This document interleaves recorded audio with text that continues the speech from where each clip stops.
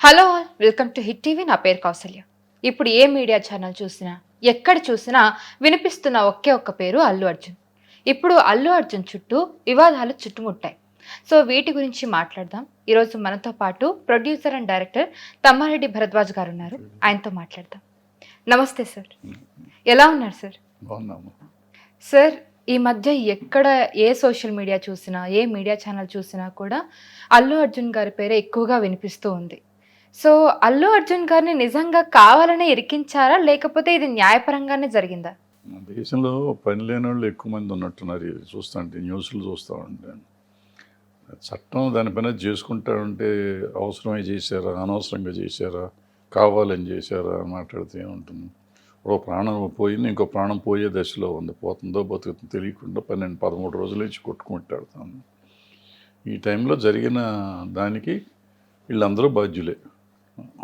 Theatre కానీ, police కానీ, ఈయన కానీ, ఇంకొంతమంది ఎవరైతే మెసేజ్లు పెట్టారో వాళ్ళు కానీ జనాన్ని అక్కడ పోగేయటం అసలే గొడవగా ఉంటుంది. ఫస్ట్ డే రిలీజ్కి, ప్రీమియర్ రిలీజ్ కదా అది ఉంటుందని తెలిసినాక పబ్లిక్ని అందరినీ గ్యాదర్ చేద్దామని ట్రై చేయటం, ఆ రోడ్డు మీద ఉన్న ట్రాఫిక్ కావటం, ఇదంతా బయటికి రావటంతో ఆటోమేటిక్గా జరుగుతుంది కదా. So somebody should take that responsibility. ఇప్పుడు ఎక్కడో రైలు యాక్సిడెంట్ అయ్యింది. లాల్ బహదూర్ శాస్త్రి గారు రైల్వే మినిస్టర్, ఆయనంతటా ఆయన రిజైన్ చేశారు ఎవరు అడగకుండానే. అంటే దట్ ఈస్ మోరల్ రెస్పాన్సిబిలిటీ. ఇక్కడ కూడా మోరల్ రెస్పాన్సిబిలిటీ డెఫినెట్గా వీళ్ళందరిది. సో వీళ్ళు ఫైట్ చేస్తామంటే ఎట్లా దీనికి అంటే ఇప్పుడు రేపు ఎవరైనా ఎట్లయినా చచ్చిపోవచ్చా? చచ్చిపోతే పగబట్టారు అంటారా? ప్రాణాలు ఇస్తారు వీళ్ళు ఎవరన్నా ఈ మాట్లాడే వాళ్ళంతా? అంటే అల్లు అర్జున్ గారు ఈ ప్రెస్ మీట్లో మాట్లాడినప్పుడు రేవంత్ రెడ్డి గారి పేరు మర్చిపోయారు, అందుకే ఆయన కక్షపూరితంగానే ఇదంతా చేశారు అని చాలామంది ప్రచారం కూడా చేస్తూ ఉన్నారు. సో దాన్ని పదే పదే సోషల్ మీడియాలో, మీడియా ఛానల్లో చెప్పడం వల్ల అదే నిజమని అనుకుంటున్నారు చాలామంది. అనుకుంటారు. ఇప్పుడు ముఖ్యమంత్రి అనే ఆయనకి వేరే పని ఉండదా? ఎవరి పేరు చెప్పారు, ఎవరి పేరు చెప్పలేదు, ఇవే చూసుకుంటూ కూర్చుంటారా? వాళ్ళకి వేరే పని ఉండదు. సంవత్సరంలో చేసేయాల్సిన పనులు ఎన్నో ఉన్నాయి. వాళ్ళు వచ్చి ఇంకా 1 year కూడా అవ్వలేదు గవర్నమెంట్. వాళ్ళు చేసేయాల్సిన పనులు, వాళ్ళ కష్టాలు, నిష్ఠూరాలు, వాళ్ళ పాలిటిక్స్, ఇంటర్నల్ పాలిటిక్స్, రాష్ట్రంలో సమస్యలు ఇన్ని పెట్టుకుని ఒక హీరో తన పేరు చెప్పాడా చెప్పలేదా అని ఆలోచించి మరి అన్ని పనులు పక్కన పెట్టేసి అరెస్ట్ చేయించండి అని చెప్తూ చేస్తారంటే మనం నమ్మొచ్చు అది? అంటే దీనికి బలాన్ని చేకూర్చేలా కేటీఆర్ గారు కూడా దీన్ని పదే పదే న్యూస్ ఛానల్లో వెళ్ళి చెప్పడం, ఈయన్ని కనీసం బెనిఫిట్ షోలు ఇచ్చిన ముఖ్యమంత్రి పేరు కూడా గుర్తులేదు, అలా పరిపాలిస్తున్నాడని చెప్పి ఇలా చెప్పడం, అంటే టాంటింగ్ చేయడం దీన్ని బలాన్ని చేకూర్చాయని చెప్పి చాలా మంది అనుకుంటున్నారు. రెస్పాన్సిబిలిటీ ఉన్న ఆయన ఒకప్పుడు మినిస్టర్, 10 years మినిస్టర్ చేశాడు కేటీఆర్ గారు. ఆయన ఇంత ఇర్రెస్పాన్సిబుల్గా మాట్లాడతాం అనేది చాలా బాధాకరమైన విషయం. సపోజ్ ఇప్పుడు కాంగ్రెస్ లేదు, వీళ్ళ గవర్నమెంట్ ఉన్నప్పుడు ఈ యాక్సిడెంట్ అయ్యి ఉంటే ఆయన అల్లు అరవింద్ని అరెస్ట్ చేయించేవారు కదా. ఆయనని కాదు, ఆ గవర్నమెంట్ అరెస్ట్ చేసేది కదా. ఇప్పుడు చెయ్యకపోతే ఇదే కేటీఆర్ గారు ఇంత మనుషులు చచ్చిపోతే పట్టించుకోవట్లేదు, హీరోని వదిలేశారని ఈయన అనరా? అంటే పొలిటీషియన్కి నాలుగుకి 2 వైపులా పదును ఉంటుందని వాళ్ళు ఇష్టం వచ్చింది మాట్లాడుకుంటూ కూర్చుంటే ఎట్లా? So it's a regular procedure. ఇప్పుడు దానివల్ల కొంప మునిగేదేం లేదు. అల్లు అర్జున్కి తలదీసి మొరేస్తారు ఏంటి, జైలుకి వెళ్తే వారంలో బెయిల్ వస్తుంది, వెళ్ళిపోతారు. అది సింపుల్ కేసు అది. అంటే ఆయన టోటల్గా ఆయన రెస్పాన్సిబుల్ కాదు కదా. దానివల్ల ఉన్నవన్నీ ప్రోస్ అండ్ కాన్స్ ఆలోచించుకొని మాట్లాడాలి.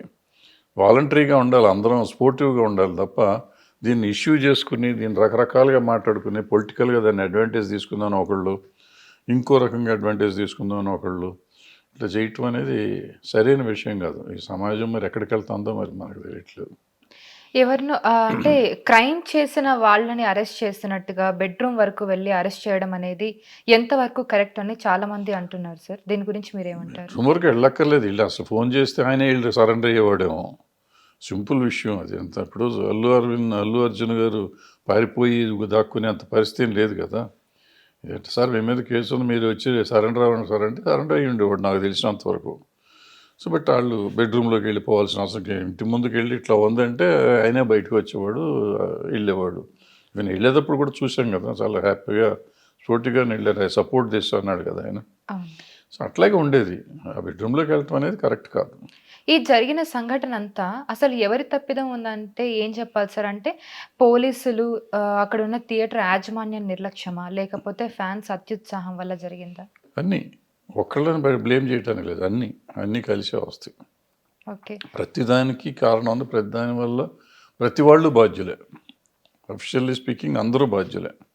ఇప్పుడు ఆ థియేటర్లో అసలు ప్లేస్ లేదు, ఒక చిన్న ప్లేసు, ముందు పార్కింగ్లో కార్లు పెడితే ఇంకో కారు పట్టదు.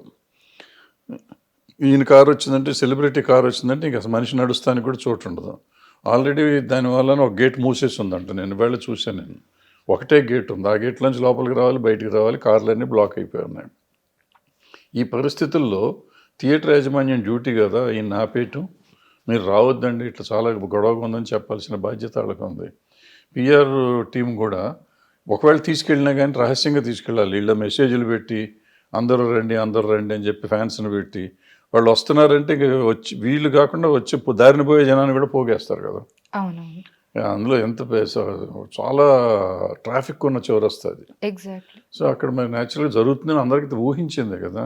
చిన్న ఊహించరా ఇన్ని ఏళ్ళ నుంచి ఈ థియేటర్ విషయంలో నడిపిస్తున్నారు. ఎవరిని వాళ్ళు సమర్థించుకుంటున్నారు సార్, మేము మా తరపు నుండి కరెక్ట్ గానే ఉన్నామని. థియేటర్ యాజమాన్యమేమో మేము ఆల్రెడీ పర్మిషన్స్ తీసుకున్నామని వాళ్ళు అంటున్నారు. పర్మిషన్కి అప్లై పోలీసులేమో చేశారు, పర్మిషన్కి అప్లికేషన్ పెట్టారు, పర్మిషన్ తీసుకోలేదు. అదే అప్లికేషన్ పెట్టినంత లోపల వచ్చినట్టు కాదు కదా. పర్మిషన్ నేను అప్లై చేస్తాను, రాలేదు, రాకపోతే నేను చేసానంటే ఊరుకుంటారా? అంటే ఇలాంటి సంఘటన ఇంతకు ముందు ఎప్పుడైనా జరిగిందా సార్? అసలు ఇదే జరగడమా ఫస్ట్ టైం? అంటే చాలాసార్లు జరుగుతాయి, ఇటువంటి ఫంక్షన్స్ జరిగినప్పుడు జరుగుతూ ఉంటుంది. చావు అనేది ఎంతవరకు జరగలేదు. అంటే ఇంతకుముందు థియేటర్లో టికెట్ల కోసం చచ్చిపోయిన వాళ్ళు ఉన్నారు, ఓకే. థియేటర్స్లో చాలాసార్లు ఉన్నారు. అవి జరుగుతాయి కానీ బట్ ఈ తొక్కేసలు అట్లా చచ్చిపోవడం ఇదే ఫస్ట్ టైం నాకు గుర్తున్నంత వరకు. ఓకే. ఈ ఇన్సిడెంట్లో ఇంకా ముందు ముందు ఏం జరగబోతుంది సార్? ఇలాంటివి జరగకుండా మనకేం తెలుసు ఉండాలంటే, ఏం జరుగుతుందో. ఒకవేళ ఇలాంటివి జరగకుండా ఉండాలంటే ఏం చేయాలి? జాగ్రత్తలు తీసుకోవాలి కదా. ఇప్పుడు మేము ఇంతకు ముందు కూడా వెళ్ళారు, అన్ని సినిమాలకి అందరు హీరోలు వెళ్తారు, రహస్యంగా వెళ్తారు, గబగబా వెళ్తారు. వీళ్ళు అవసరమైతే స్క్రీన్ ముందుకు వెళ్ళి చేతులు ఊపుతారు, కొంచెంసేపు మాట్లాడతారు, మళ్ళీ తలుపులన్నీ వేసినాక వాళ్ళని బయటికి తీసుకొస్తారు. ఈ జనాన్ని బయటికి రానివ్వరు. సో ఆ జాగ్రత్త తీసుకోవాలి కదా. ఇప్పుడు ఇక్కడేం చేశారు, సినిమా స్టార్టింగ్కి ముందే ఆయన వచ్చారు, ఈయన ప్రొఫెషన్ లాగా వచ్చారు, 10 కార్లు 4 కార్లు వచ్చినాయి, ఈయన చేతులు లేపుతున్నారు, జనం వచ్చేసారు, మీద పడిపోయారు. ఈ జనం తొక్కిసలాటం. చెప్పకపోతే ఫ్యామిలీలు కూర్చునేవారు కదా, ఈయన వస్తాడంటే చూస్తానికి బయట నుంచున్నారు. ఇదే కానీ అనౌన్స్మెంట్ లేకపోతే ఎవరి థియేటర్లో వాళ్ళు ఎవరి సీట్లో వాళ్ళు కూర్చుంటే జరిగేది కాదు.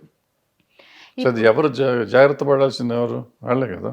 ఇప్పుడేమో ప్రభుత్వ తరపు న్యాయవాదులు కానివ్వండి, పోలీసులు కానివ్వండి, బెయిల్ని ఛాలెంజ్ చేస్తామని చెప్పి అంటున్నారు సుప్రీంకోర్టులో. వాళ్ళ డ్యూటీ అమ్మ, ఇవన్నీ రొటీన్ ప్రొసీజర్, దాని గురించి ఏమన్నా చేయకపోతే మనమే అంటాం కదా, మీరు డబ్బులు తీసుకొని చేయలేదు అంటాం. మనకి రెండేపులా ఉంది. ఇప్పుడు ఛాలెంజ్ ఎందుకు చేయలేదని అడుగుతాం కదా. బెయిల్ వచ్చింది కరెక్టే, ఇప్పుడు కింద కోర్టులో రాలా, పెద్ద కోర్టులో వచ్చింది, ఇంకా పెద్ద కోర్టు ఉంది కదా, నువ్వు ఎందుకు వెళ్ళలేదు? మళ్ళీ రేవంత్ రెడ్డికి డబ్బులు ఇచ్చారా అని అంటాం మనమే. రేవంత్ రెడ్డి డబ్బులు తీసుకుని వదిలేశాడు అంటాం. ఈ మాట అనిపించుకోకుండా వాళ్ళు చేసుకుంటారు. రెగ్యులర్గా ప్రొసీజర్ ప్రకారం ఇప్పుడు అది మీకో నాకో జరిగింది అనుకున్నాం, కొంచెంసేపు అల్లు అర్జున్ గారు కాదనుకున్నాం, మన వల్ల ఇటువంటి జరిగింది అనుకున్నాం. మనకి జరిగితే ఎవరిని ప్రశ్నిస్తారు? ఎవరిని వచ్చి అరెస్ట్ చేస్తే కూడా ఎవరు మాట్లాడరు, మనకి బెయిలు రాదు, అరెస్ట్ చేస్తే మాట్లాడరు. ఒకవేళ పొరపాటున మనకేదో ఉండి మన అదృష్టం బాగుండి మనకి బెయిల్ వస్తే డెఫినెట్గా సుప్రీంకోర్టుకి వెళ్తారు, అప్పుడు ఎవరు మాట్లాడరు. మరి అదే పని వాళ్ళు చేస్తుంటే ఇప్పుడు వాళ్ళు అమ్మో చేయొచ్చా, చేయకూడదా, ఎందుకు చేయాలి, పగబట్టారా, వాళ్ళ కక్ష కట్టారా, ఇవన్నీ మాట్లాడతాం ఎంతవరకు కరెక్ట్? అల్లు అర్జున్ గారికి బెయిల్ వచ్చిన తర్వాత ఇండస్ట్రీ మొత్తం కదిలెళ్ళింది ఆయన పరామర్శించడానికి, ఆయనతో మాట్లాడడానికి. ఒకవైపు ఏమో కొంతమంది దీన్ని సమర్థిస్తున్నారు, ఇలా చేయడం కరెక్ట్ అని. ఇంకొంతమంది వాదనేమో అక్కడ ఆల్రెడీ ఒక ప్రాణాలతో ఒక బాబు కొట్టుమిట్టాడుతూ ఉన్నాడు, కానీ ఆయన ఏమన్నా సైనికుడా, ఆయన దగ్గరికి వెళ్ళి ఇలా పరామర్శిస్తారని అంటున్నారు. ఇప్పుడు మనకి ఫ్రెండ్ ఉంటాడు, ఫ్రెండ్స్ ఎవరో ఉంటాం, వాళ్ళకి ఏదో కష్టం వచ్చింది, వాళ్ళ పాయింట్ ఆఫ్ వ్యూలో వాళ్ళ కష్టమే అరెస్ట్ అవటం అనేది. మన పాయింట్ ఆఫ్ వ్యూలో చట్ట ప్రకారం జరిగింది అంటున్నాం. వాళ్ళ ఫ్యామిలీ పరిస్థితికి కానీ ఆయన సెలబ్రిటీగా ఆయనకున్న పరిధిలో ఆయన తీసుకెళ్ళి జైల్లో పెడితే ఒక రకంగా ఒక సింపతి ఉంటుంది, లేకపోతే ఒక ఇది ఉంటుంది.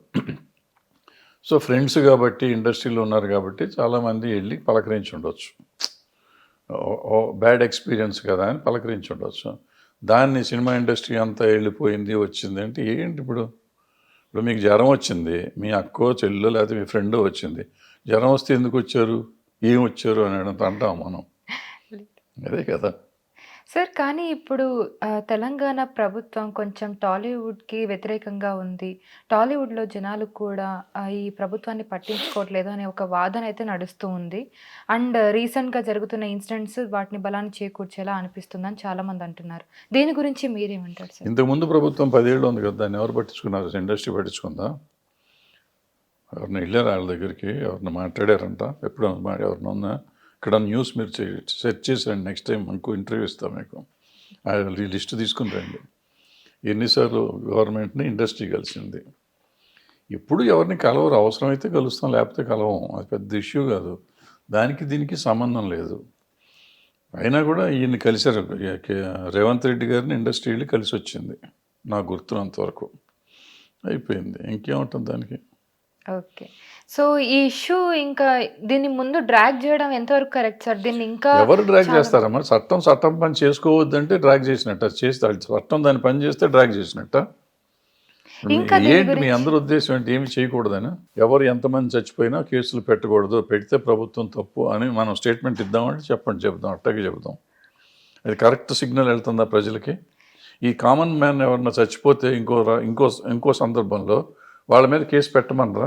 ఆబ్వియస్లీ పెడతారు కదా. మరి ఇది జరిగినప్పుడు పెట్టాలి కదా. పెట్టకుండా ఊరుకుంటే పెట్టలేదు అంటారు, పెడితేనో ఎందుకు పెట్టారంటారు. ఏం చేయాలి? వాళ్ళు మానేసేయాలా? ఎవరు ఏమనుకుంటారు? ఎవళ్ళు ఇష్టం వచ్చింది వాళ్ళు అనేసుకుంటాం అంటే ఇంకా ప్రభుత్వాలు ఎక్కడ నడుస్తాయి? సార్ ఈ ఫ్యాన్స్ కానివ్వండి, సోషల్ మీడియాలో ఎవరైతే వీటి గురించి ఎక్కువగా ప్రచారం చేస్తున్నారో వాళ్ళందరికీ ఫుల్ స్టాప్ పెట్టాలంటే అసలు ఏం చేయొచ్చు సార్? ఏం జరగదు, అది ఎవరి ఇష్టం వాళ్ళది. ఇప్పుడు మన ఇష్టం మనం మాట్లాడుతున్నాం, మన ఇష్టం కాబట్టి మనం మాట్లాడుతున్నాం, వాళ్ళ ఇష్టం కాబట్టి వాళ్ళు మాట్లాడతారు. ఇక్కడ మాట్లాడే హక్కు ఉంది కదా మనకి, ఆర్టికల్ ఉంది కదా కాన్స్టిట్యూషన్లో, మనకి రైట్ ఆఫ్ స్పీచ్ ఉంది. సో మనం ఏదైనా మాట్లాడవచ్చు. Okay sir, thank you so much for the information. So చూసారు కదా, ఇది ఇవాల్టి మన ఇంటర్వ్యూ. మళ్ళీ ఇంకొక మంచి ఇంటర్వ్యూతో మళ్ళీ ముందుంటాను. Thank you so much for watching. Hit TV app ని డౌన్లోడ్ చేసుకోండి. ఇందులో short news, live news, entertainment movies అన్ని అవైలబుల్ గా ఉన్నాయి. Please download Hit TV app. Hit TV app Hit TV యాప్ని ఫ్రీగా డౌన్లోడ్ చేసుకోండి.